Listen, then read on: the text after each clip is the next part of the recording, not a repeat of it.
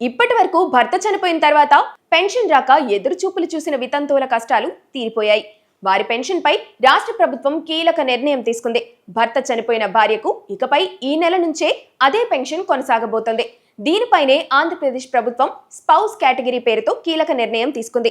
దీని ద్వారా 1,09,000 మంది వితంతు మహిళలకు ఆగస్టు నెల నుంచే పెన్షన్ మంజూరు కానుంది. సామాజిక భద్రత లక్ష్యంగా ప్రభుత్వం తీసుకున్న ఈ నిర్ణయానికి ఉన్న మానవీయ నేపథ్యం తెలుసుకుంటే ఆశ్చర్యం కలగక మానదు. ఈ రోజు ముఖ్యమంత్రి చంద్రబాబు నాయుడు కడప జిల్లా జమ్మలమడుగులో పెన్షన్ పంపిణీ కార్యక్రమంలో పాల్గొన్నారు.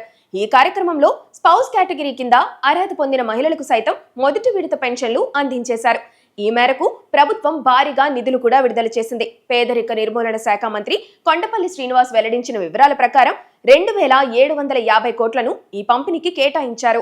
ఏపీలో ఉన్న ముఖ్య పెన్షన్లు చూసుకుంటే వృద్ధాప్య పెన్షన్, వితంతు పెన్షన్, వికలాంగుల పెన్షన్, చేనేత కార్మికులకు పెన్షన్, రజకులు, న్యాయ బ్రాహ్మణులకు ఇలాంటి కేటగిరీల్లో పెన్షన్లు ఇస్తూ వచ్చారు.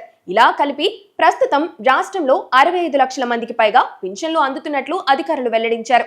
ఈ పథకాల నిర్వహణకు ప్రభుత్వం నెలకు పెద్ద ఎత్తున నిధులను ఖర్చు చేస్తుంది.